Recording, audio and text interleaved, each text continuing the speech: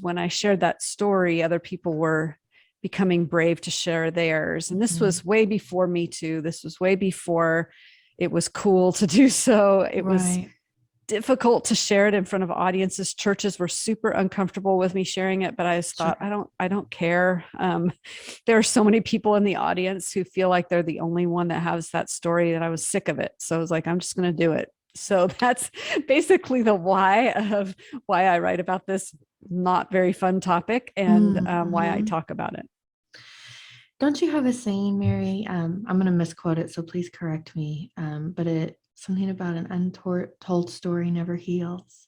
Yeah, that's exactly the quote. And you got it just right. Okay. Yeah. I'll testify to that as well. My experiences were somewhat similar to yours, a little bit different. And I also, like you, thought, well, now I've got Jesus, so everything is okay. And not to say that Jesus doesn't heal. Obviously, we know that he's the ultimate healer. But the way that we interact with people and live out our trauma when we haven't dealt with it, for those of us who are stuffers, lies, hurt, grief, trauma, it turns toxic in the dark and in the secret. And it's only when we allow light on that that God can really do his healing. And he did make us for community.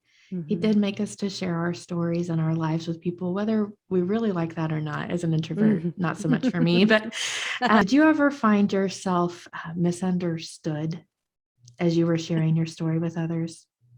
Oh, definitely. And I got a lot of Christianese coming back to me of, well, that was a long time ago. The old is gone, the new has come. Why are you so bitter? Why haven't you forgiven? Why rehash what's already been covered by the blood of Jesus? Just all these things. And a lot of judgment about my growth journey, without having known all of the years of work that I've done. And I think a lot of survivors have that feeling of, you're only seeing the tip of the iceberg. There's like all of this work that's been done, and it's just so hard. You cannot convince someone else that, hey, I've been on a forgiveness journey for many, many years. And that's, it was 50 years ago when this happened to me, and I'm still on that journey. And yet, I think it causes me, what it does when I get a comment like that is, instead of getting angry, which I used to do, it's more like I feel bad for that person because they simply don't understand the nature of trauma. They don't understand the statement by Dr. Diane Langberg that says trauma is the mission field of our time. Yes. And if we want to reach the next generation, we better understand trauma, and we better be trauma informed. And we also better not prescribe a journey for someone in trauma, because everybody's journey is 100% unique. And there are some great principles out there, but some people are fast, some people are slow. There are times where I'll like leap 100 feet ahead. And then there's times where I'm just slogging through the mud. When someone thinks negatively about you and you start to try to be your own PR, you just look more guilty, and it just looks strange. So you end up having to kind of be quiet and letting God hold your reputation. This rapid reading the Bible every either 60 or 90 days for the past couple of years. And I was discovering things about these women in the Bible that they haven't been preached. And if they have, it's been really poorly done. And so at least in the sermons that I've heard, I'm sure there, at different times, different places, there's great sermons about these women. But, but I thought, I really want to talk about how they were misunderstood, and in their context, and also historically, but also how can I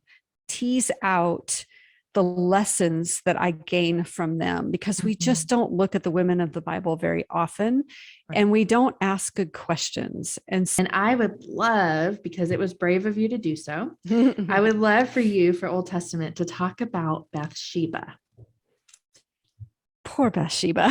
Poor Bathsheba. We've just got her all wrong, don't we? I still hear, I mean, even now I still hear sermons about that seductress. Yeah. And, here she is being all seductress on her roof and trying to entice a king. And it's just not in the text. And I think one of the things that is really helpful and something I'd really love people to walk away from this book with is a very simple reading of the text and how powerful that is. Okay. So the things that I pull out of that story are just observation. But so many of us have glossed over. They're like, oh yeah, I know about Bathsheba and this happened. And we just don't even think it through. Such an amazing amount of redemption in her story, where she basically made the best of what she had gone through. Yeah. And I commend her for that. But yeah, I don't think she was trying to seduce a king. I think the king was supposed to go to war and didn't, and was being lazy and tired and not doing what God had told him to do, and happened to spy her and thought that would be cool, and then use his authority to harm her. Yeah. I mean, she was forcibly removed from her home and brought, to King David. And I always wondered, like, not only how traumatic that must have been. And you enter, I won't give away any spoilers, but you enter, offer another idea of what that must have felt like, being summoned like that, what might have been going through her mind at the time. And then she gets there and she is, forced to have relations with King David. And then she's pregnant, and then her husband dies, and then her baby dies.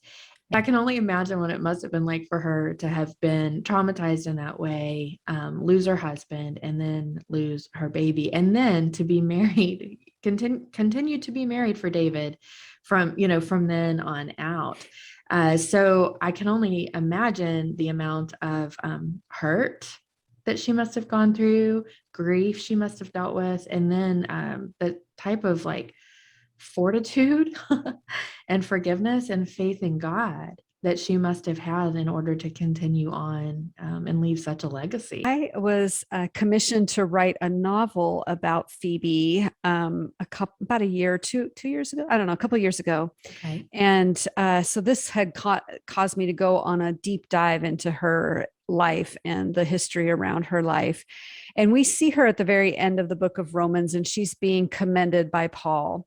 And many scholars believe that she was then the person, because she was commended in that way. And that was the way of those letters back then, that if you're the last person mentioned, basically, or commended by the letter writer, you're the one that's bringing that letter to the people.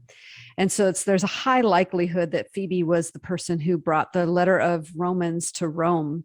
And so if you think about it that way, it's like, why haven't we talked about her? Yeah. And also the thing I learned, which I found fascinating, was that in order to be a carrier of a letter in that particular time period, you had to know the author really well, because you were called to elocute that letter. In other words, to perform it. Right. And therefore you would have to know Paul's inflections, when he got quiet, when he got loud, when he was animated, when, why he went from one thought to the other. And there's also, the strong possibility she could have lost that manuscript. And so I would imagine that she had to memorize it as well. And she would have memorized the inflections too. So when you have that as the backdrop, not to mention that it's a pretty dangerous journey from Corinth to Rome. Right.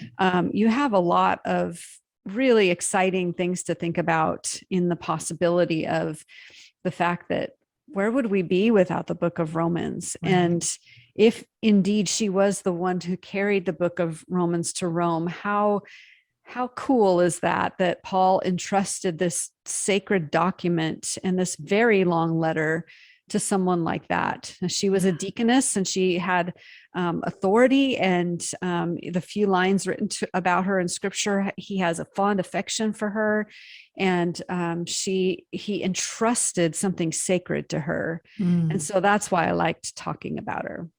And it really should be less surprising than it Mhm. is that this is the case, especially when we see who Jesus had as disciples and, who was, as Kat Armstrong was tweeting today, women were last at the cross and first at the Mhm. tomb. Yep. That women have always been entrusted with this message. And I think my hopes are that one thing that people would understand, that when they're misunderstood, it's not their job to do reputation management. That's the job of the Lord, and learning to surrender that is really important.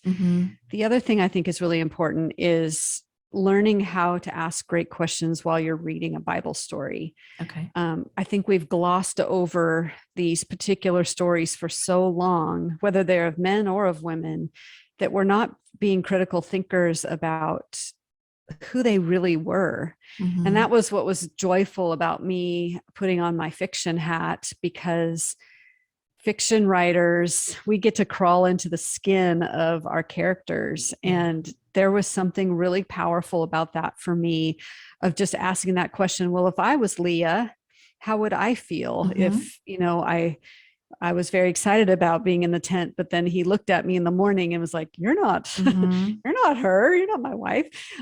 Just those kinds of questions, like, how would you feel? And I think we've also lost sight of the fact that these are actual living, breathing human beings. They're not archetypes. Right. They're not plastic or one-dimensional. They're fully dimensional people with dreams and hopes and longings and failures aplenty, and we can learn from them, and they're in the scriptures for a reason.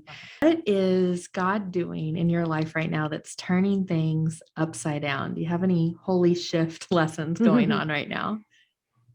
I've been thinking a lot about how I process trauma. And one of the ways that I do so is through control. I control my environment, and I really love lists. I love, okay, well, here's how I'm going to fix this problem in my life. And rules. I really like rules. They make me feel safe. Sure. And so I realized that to grow into the next level, I need to observe the next time, as I'm reading through the Bible again, I need to observe the difference between people following rules and people following Jesus, and the difference between that kind of the safety that comes from creating rules for yourself versus kind of the wild abandon of entrusting your heart to Jesus. And so that's kind of the thing that I'm like pondering and thinking through. And I feel like I'm at the beginning of that journey. I mean, we've all heard people talk about it's not a religion, it's a relationship. And I've said that too many times, but I really want to see why those rules are so appealing to us, and why we would rather, he says to obey is better than sacrifice. So like, why would I rather follow these rules than hear from God about what my next step is? Oh, that's so good. I have a theory a little bit on that. And I can't say that it's necessarily an educated one. So I'm not a psychologist and I'm technically not like a professional theologian, but I feel, so this is my opinion, feel like so much of that is rooted, so much of everything is rooted in either fear or pride.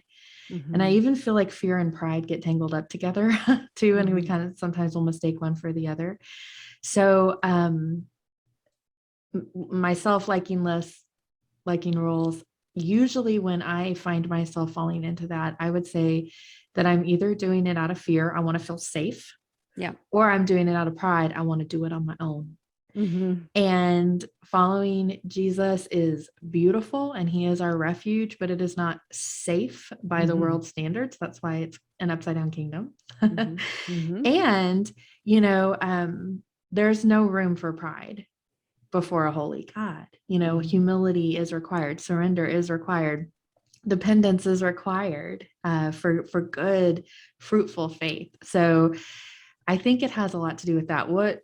How does that land with you? What do you think about that?